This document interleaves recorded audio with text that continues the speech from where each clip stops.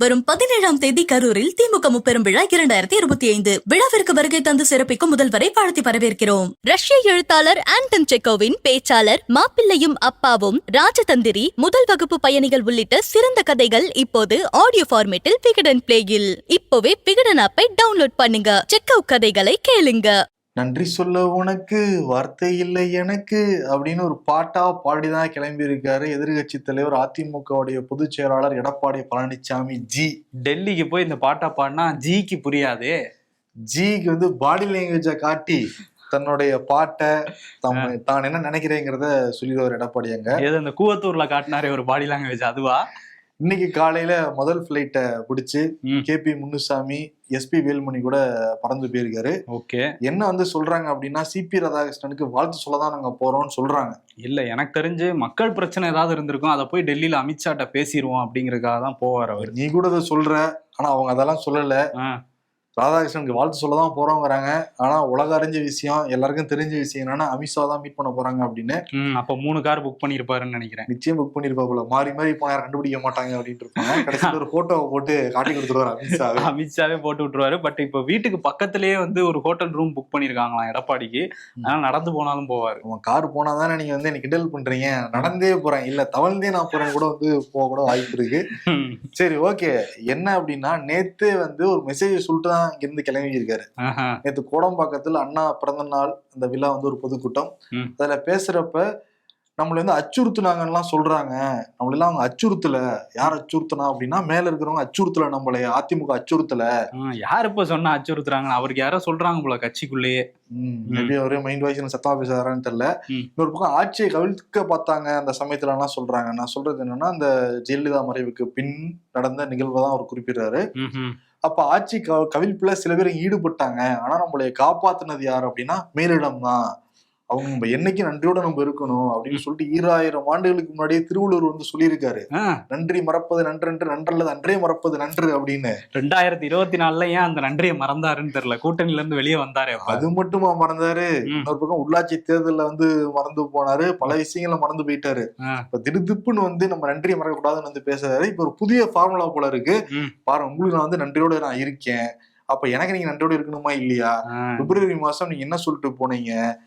பிரிஞ்சு போனவங்கள ஒண்ணு சேர்க்க மாட்டேன், அதுக்கான முயற்சி எடுக்க மாட்டேன்னு நீங்க சொல்லிட்டு போனீங்க. ஆனா அதுக்கு நேர் எதிரா இங்க இருக்கிற உங்க மாநில தலைவர் என்ன நாகேந்திரன் பண்ணிக்கிட்டு இருக்காரு, அது சம்பந்தமா தான் பேசிக்கிட்டு இருக்காரு. நீங்களும் வந்து எனக்கு எதிராக செயல்பட்டு இருக்கிற செங்கோட்டையனுக்கு உடனடியா அப்பாயின்மெண்ட் கொடுத்து பாக்குறீங்க, இதெல்லாம் சரியா அப்படின்னு சொல்லிட்டு கோபமா கேட்காம, நன்றியா, என்ன இப்படி பண்றீங்க நீங்க?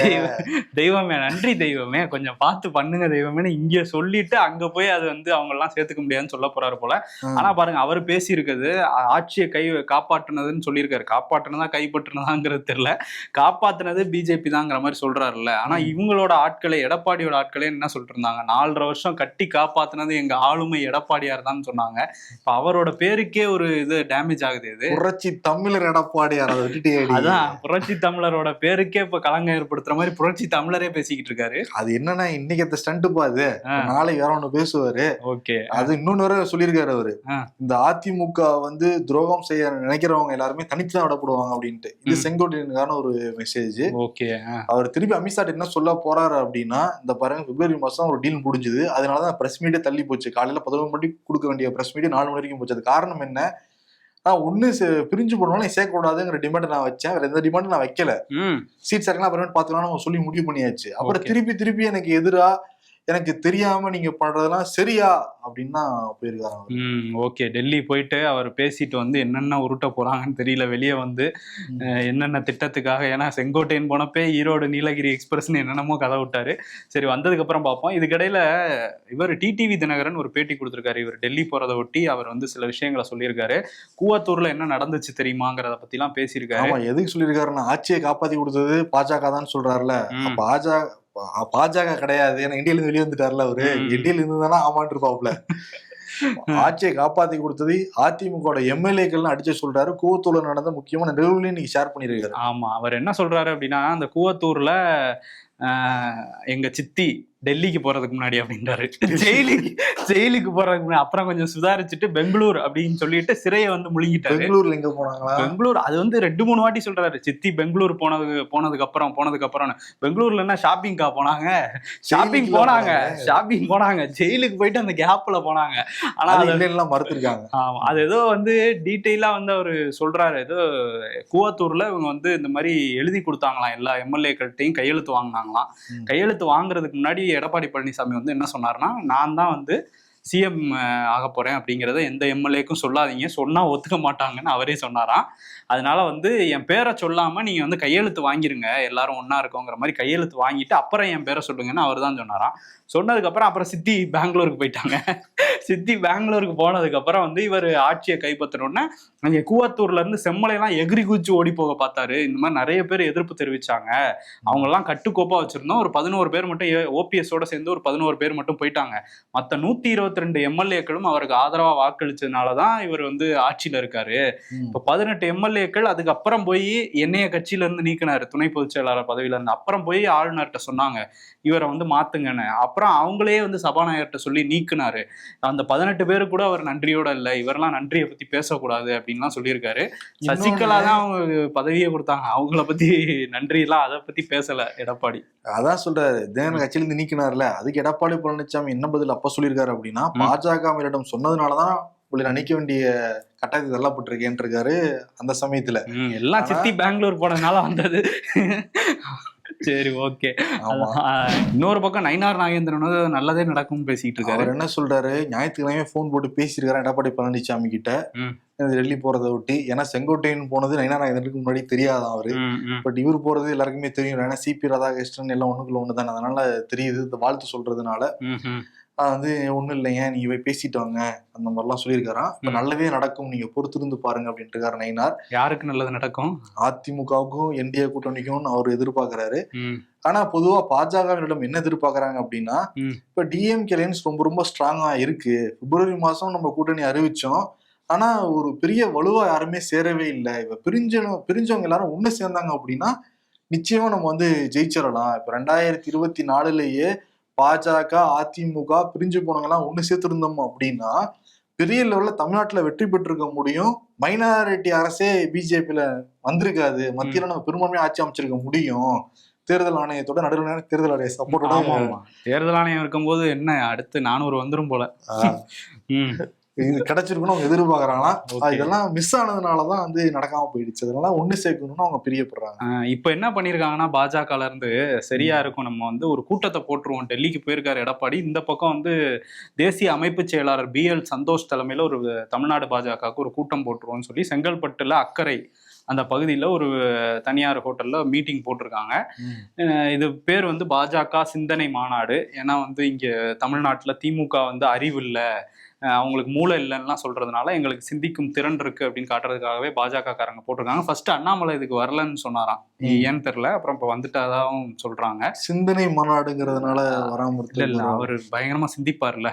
20,000 புக்கு பிடிச்சவர் சிந்திக்காம இருப்பாரு. மூளை இருக்குன்னு காட்டுறதுக்காக அவரும் வந்திருக்காரு. 11 ஏக்கர் நிலவரம் வாங்கியிருக்காரு. இப்பதான் ஆமா, அதையே இங்க சொல்றீங்க, மூளை இருக்கு சிந்திச்சுக்கிறதுனால வாங்கியிருக்க முடிஞ்சிருக்கு. ஆமா, வாங்கியிருக்க முடியுது. இப்ப அங்க வந்து என்ன பேசியிருக்காருன்னா, எடப்பாடி பழனிசாமிக்கு நம்ம எதிர்பார்த்ததோட அதிக கூட்டம் கூடுது அப்படின்னு சொல்லியிருக்காரு அந்த சிந்தனை மாநாட்டிலேயே. அதனால வந்து நம்ம ஆட்சி, நம்ம கூட்டணி ஸ்ட்ராங்கா இருக்கு, நம்ம ஆட்சிக்கு வந்துடலாம், அதனால தைரியமா வந்து எல்லாரும் பிரச்சாரம் பண்ணுங்கன்னு அவர் அண்ணாமலை பேசியிருக்காரு. BL சந்தோஷம் நிறைய அறிவுரைகளை சொல்லியிருக்காராம். கூட்டணியை வந்து இப்படி வச்சுக்கணும், அப்படி வச்சுக்கணும், சில விஷயங்கள்லாம் அட்ஜஸ்ட் பண்ணிக்கணும் அப்படின்லாம் சொல்லியிருக்காராம். என்ன அட்ஜஸ்ட் பண்ணிக்கணுமா? அதெல்லாம் அப்படிதான் கொஞ்சம் அவங்க அட்ஜஸ்ட் பண்ணிக்கணும், ஏடிஎம்கே நம்ம பண்ண முடியாதுங்கிற மாதிரி கூட பேசியிருப்பாங்க. பட் இந்த அளவுக்கு தான் இப்போ மீட்டிங் நடந்துகிட்டு இருக்காங்க. பாப்பா என்ன முடிவு எடுக்க போறாங்கன்ட்டு. இன்னொரு பக்கம் வந்து அந்த அட்ஜஸ்ட் பண்ணிக்கணும்னு நீ சொன்னீங்க, அதே மாதிரி ஒருத்தர் பேசியிருக்காரு திருச்சியில. யாரு? வைகோ, மதிமுகவுடைய பொதுச் செயலாளர். எப்பவும் ஒவ்வொரு வருஷமும் அண்ணா பிரதான அன்னைக்கு ஒரு மாநாடு போடுவாங்க. அது திருச்சியில எம்பியா இருக்காரு துரை வைகோ, அங்கேயே வந்து மாநாடெல்லாம் போட்டிருக்காங்க. அவரு கட்சியாரங்களை தான் அறிவுறுத்துறாரு.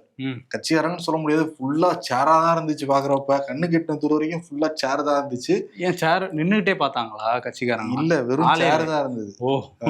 பட் இருந்தா கூட சொல்றாரு, சேர் கிட்ட பேசுறாரு வைகோ, நம்ம கட்சிக்காரங்க எல்லாரும் இந்த முறை திமுக ஜெயிக்கிறதுக்கு ரொம்ப வந்து முயற்சி பண்ணணும், எந்த விதமான இடைஞ்சல் வந்து பண்ணிடக்கூடாது, அவங்க கூட நிறைய ஒத்துழைக்கணும் வந்து நீங்க அப்படின்லாம் வந்து இறங்கி பேசியிருக்காரு. இப்ப இதெல்லாம் கேட்டுட்டு அந்த சேரெல்லாம் முப்பெரும் விழாக்கு போய் திமுகக்கு சப்போர்ட் பண்ணணும்னு நினைக்கிறேன்.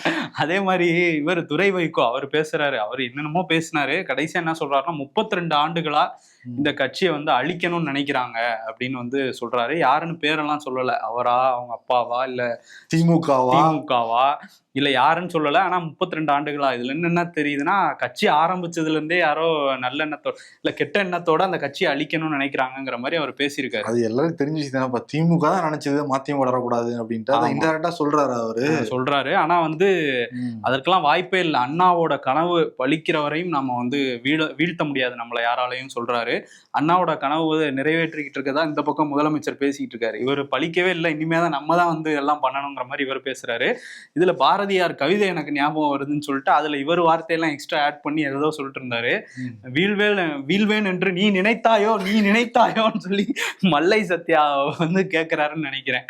அவர் தனியா ஒண்ணு ஆரம்பிச்சுட்டாரு அங்கிட்டு. ஆமா, நேற்று அண்ணா பிறந்த நாள்ல, அதனால அண்ணா இல்லத்துல போய் மரியாதை எல்லாம் பண்ணிக்கிட்டு அந்த மதிமுக இருந்து நீக்கப்பட்டவர்கள் பிரிந்து போனவர்கள் எல்லாரும் ஒண்ணு சேர்ந்து மல்லை சத்யாவுக்கு விருது வேற கொடுத்துருக்காங்க. விருதா? என்ன விருது? தைரியம் திராவிட ரத்னாங்கிற ஒரு விருது வந்து மல்லை சத்யாவுக்கு கொடுத்துருக்காங்க. இப்ப கருப்பு சிவப்பு 7 நட்சத்திரத்தோட ஒரு கட்சி கொடியை ஆரம்பிச்சிருக்காங்க. அது கட்சி கொடியா அமைப்பா அப்படிங்கறத நவம்பர் 20 முடிவு பண்ணுவாங்களாம். ஓ, சும்மா கொடி மட்டும் அறிவிச்சுட்டாங்க. கொடி வந்து இப்போதைக்கு பண்ணிருக்காங்க. அதுல இந்த ஸ்டார் எல்லாம் போட்டு ஒரு அமெரிக்கா கொடி மாதிரி லைட்டா ஓரத்துல ஸ்டார் எல்லாம் 7 ஸ்டார் குரூப் நாஞ்சில் சம்பத் அல்கோ. ஆமா, இப்ப அவரு வந்து என்ன சொல்றாரு, அவர்கிட்ட வந்து துரை வைகோ வந்து வாழ்க வளர்க அப்படின்னு சொல்லியிருக்காரு நீங்க இயக்கம் ஆரம்பிச்சிருக்கிறதுக்கு அப்படின்னு கேட்டதுக்கு ஆமா, ஏன்னா இது முக்கியமான வாழ்த்து தான். ஏன்னா Trump, Putin, Modi, Xi Jinping உள்ளிட்ட உலகத்துல 50 தலைவர்கள் இருக்காருல்ல, அதுல ஒரு ஆள் தான் துரை வைகோ. அவர் வாழ்த்து சொன்னது எங்களுக்கு பெருமைன்னு இருக்காரு.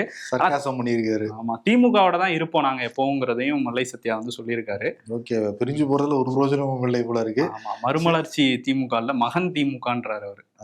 இன்னொன்னு என்னன்னா, வைகோ அதை சொல்றாரு, மகன் திமுக பிரிஞ்சு போனவங்களை பத்தி வசவாளர்கள் வாழ்க, யாரையும் நான் அப்படி எல்லாம் பேச மாட்டேன் அப்படின்னு சொல்லியிருக்காரு. மல்லை சத்யா அவர் திட்டல, ஆனா பெரிய மாநாடு போட்டு மல்லை சத்யாவை திட்டிருக்காரு பத்தியா துரை வைகோ.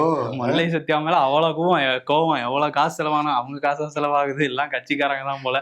சரி, அதே மாதிரி பூத் கமிட்டி கூட்டம் ஒண்ணு போட்டிருக்கிறாங்க தேமுதிகல. அதுல பார்த்தா 1000 பேர் வருவாங்கன்னு சொல்லியிருந்தாங்களாம். அங்கேயும் 500 சேர் சும்மா இருந்திருக்கு. 1000 பேர் வருவாங்கன்னு சொன்னாங்க. என்ன 500 பேர் தான் வந்திருக்கீங்க, என்ன நீங்க பொறுப்பாளர்கிட்ட கேட்டா அவர் சொல்றாரு இன்னைக்கு திங்கக்கிழமை எல்லாம் வேலைக்கு போயிருவாங்கன்ட்டு. இப்ப இந்த 500 பேருக்கு வேலை இல்லையா, இல்ல எனக்கு தான் வேலை இல்லையா, நாங்கெல்லாம் வேலை இல்லையாம இங்க வந்திருக்கோம், இதெல்லாம் ஸ்கூல் பையன் மாதிரி ரீசனா சொல்லிட்டு இருக்கீங்களே அப்படின்னு சொல்லி ரொம்ப கொந்தளிச்சிருக்காங்க. பொறுப்பு போடும் போது மட்டும் எல்லாரும் நல்லா வரீங்க, அப்புறம் வேலை பார்க்க மாட்டோம்னா என்ன அர்த்தம் அப்படின்னு கோவப்பட்டிருக்காங்க. ஓகே, சோ இந்த 500 பேரை வச்சுதான் வந்து அடுத்து நான் பல வேலைகள் இருக்கு, மகன் வேற வந்துட்டாங்க கட்சிக்குள்ளார, அதனால என்னென்னமோ பண்ணலாம்னு பிளான் பண்ணா நீங்க பாதி பேரை காணமேன்ட்டு புலம்பி இருக்காங்க. அவங்க ஒரு வெயிட்ட காமிச்சாதானே பேச முடியும், கூட்டணி பேச்சுவார்த்தை நடத்த முடியும்.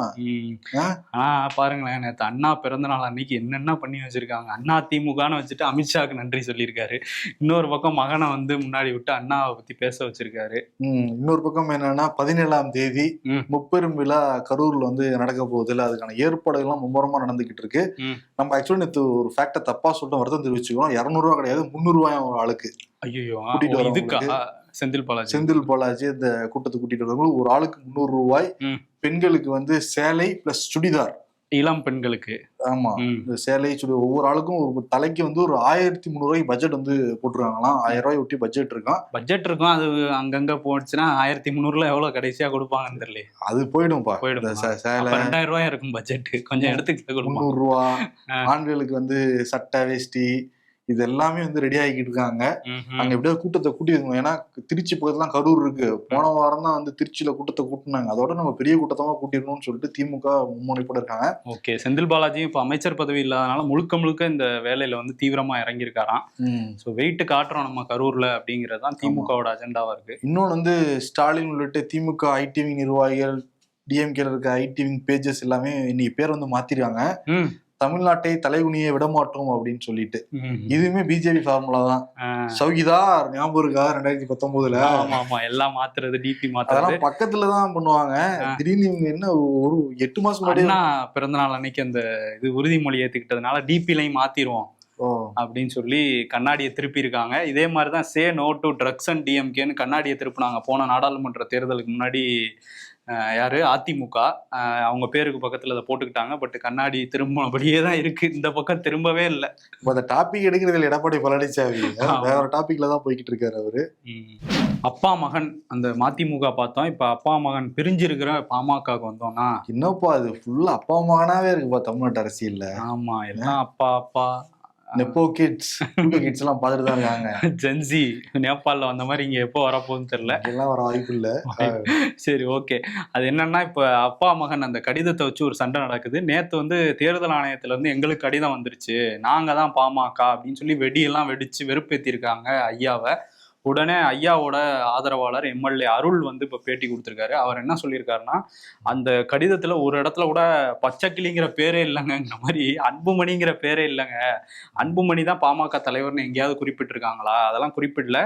கடிதம் எங்களுக்கு வர வேண்டியதுதான். 2 வருஷத்துக்கு முன்னாடி ஐயாக்கே தெரியாமல் அட்ரஸை மாற்றிருக்காரு அன்புமணி, அதனால தான் அங்கே போயிருக்கே தவிர அவருக்கும் கட்சிக்கும் சம்மந்தம் இல்லை. ஐயா தான் தலைவர், ஐயா போடுறவங்க தான் நிர்வாகிகள் இருக்காரு. என்னையா ஐயா தெரியாம அட்ரஸே மாத்திர, அது கூட தெரியாம இருக்காரு ஐயா. ஐயா என்ன பண்ணிட்டு இருந்தாருன்னு தெரியல, அவ்வளவு நேரம் பிஸியா இருந்திருப்பாரு போல. அதனால அந்த நேரத்துல சேரு கடியில இதை வச்சிருக்கிறாங்க, ஒட்டுக்கேப்பு கருவிய, அதே மாதிரி அட்ரஸை மாத்திருக்காங்க.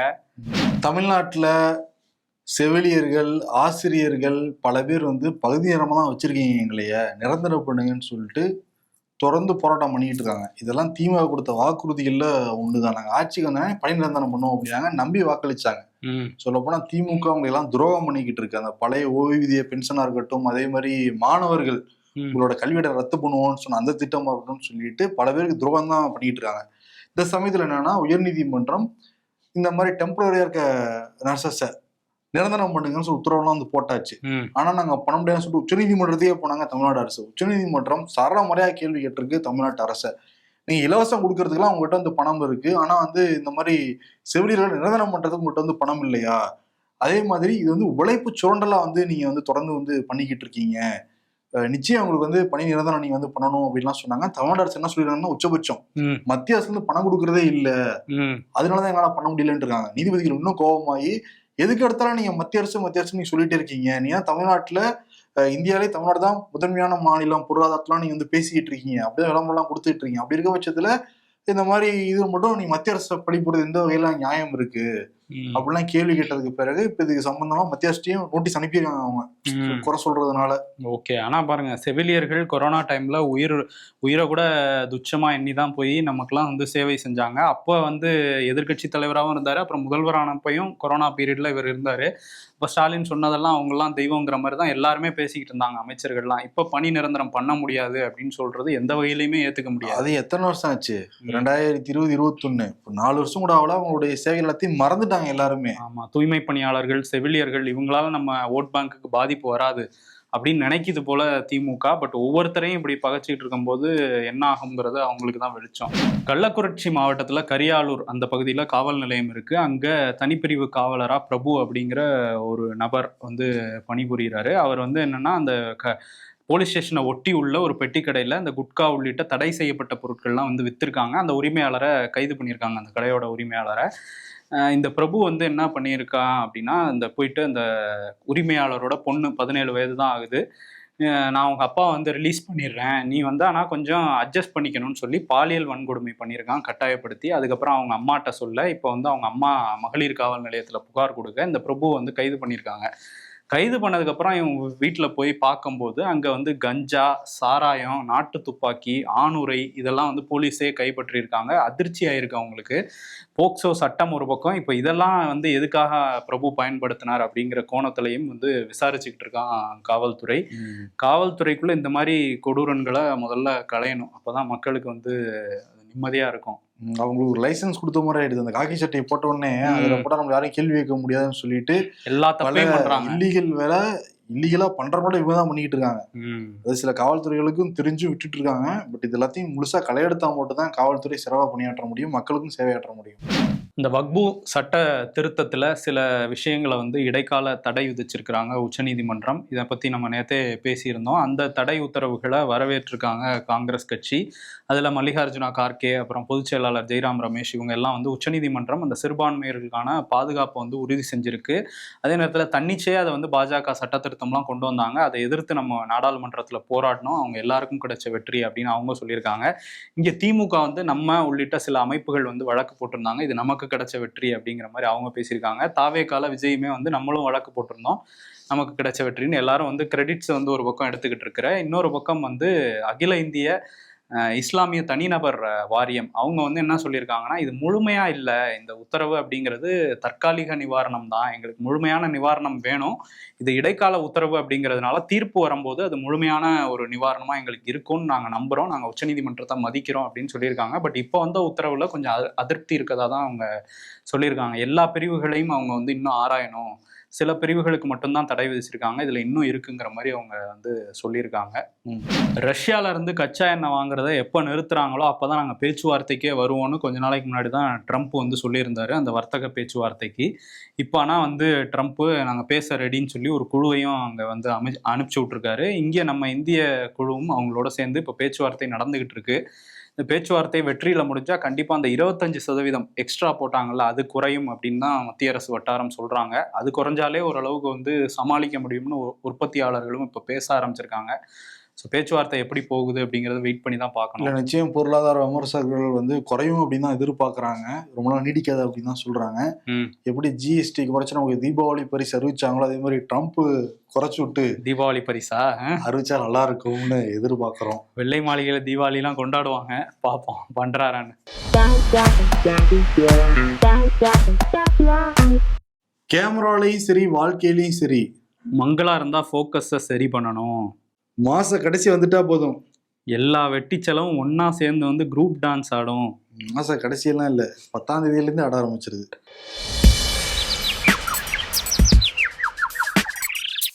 ஜெயலலிதா மறைவுக்கு பிறகு அதிமுக ஆட்சியை காப்பாற்றியது பாஜக தான். எடப்பாடி பழனிசாமி யார்கிட்ட இருந்து காப்பாத்தினாங்க? என்கிட்ட இருந்துதா? இன்டர்வியூல ஹெச்ஆர் கிட்ட உண்மையை சொன்னா வேலை கொடுப்பாங்கன்னு நீ நினைப்ப, ஆனா அந்த ஹெச்ஆரே அங்க போய் பொய் சொல்லி தான் வேலைக்கு சேர்ந்திருப்பான். அரசியல்ல இதெல்லாம் சாதாரணமாப்பா. ஆர்பி உதயகுமார் வேற ஒற்றுமைன்னு ஒரு புதிய கோஷத்தை செல்லா காசுகள் கையில் எடுத்திருக்கு அப்படிங்கிறாரு. அமித்ஷாவை சொல்றாரா? அதானே, கூட்டணிக்குள்ள ஒற்றுமை வேணும்னு அமித்ஷா சொல்லிட்டு இருக்கும்போது அவர் செல்லா காசுன்றாரா? நயினார் சொல்றாரா ஆர்பி உதயகுமார்? விவாதிப்போம். அண்ணாமலைய இல்ல இருக்காது. இதனால யாருக்கு இது கொடுப்போம் அப்படின்னா ஜியை தான் சொல்றாரு. ஆமா, யாரு? எடப்பாடி ஜியை பார்க்க தான் போயிருக்காரு, ஜிக்கு தான் நன்றி சொல்லியிருக்காரு. ஆமா, ஆட்சியை காப்பாற்றி அவங்கதான் என் தெய்வம் அப்படிங்கிற ரேஞ்சுக்கு தான் பேசியிருக்காரு. அதனால ஜீதானே எந்த பொன் வசந்தம் அப்படின்னு பாட்டு பாடுவாரா? ஃபர்ஸ்ட் நன்றி சொல்ல உனக்கு, இப்ப இந்த பாட்டுமா? ஆமா, சரி, இந்த பாட்டையே நம்ம 2 பேருக்கும் கொடுத்துட்டு விடைபெறலாம். நன்றி. வரும் 17ஆம் தேதி கரூரில் பிரம்மாண்டமாய் நடைபெற இருக்கும் திமுக முப்பெரும் விழா 2025 விழாவை சிறப்பிக்க வருகை தரும் தமிழக முதல்வர் அவர்களையும் கழக நிர்வாகிகளையும் அன்போடு வரவேற்கிறார் கரூர் மாவட்ட கழக செயலாளர் வி செந்தில் பாலாஜி அவர்கள். ரஷ்ய எழுத்தாளர் ஆண்டன் செக்கோவின் பேச்சாளர் மாப்பிள்ளையும் அப்பாவும், ராஜதந்திரி, முதல் வகுப்பு பயணிகள் உள்ளிட்ட சிறந்த கதைகள் இப்போது ஆடியோ ஃபார்மேட்டில் விகடன் பிளேயில். இப்போவே விகடன் ஆப்பை டவுன்லோட் பண்ணுங்க, செக்கோ கதைகளை கேளுங்க.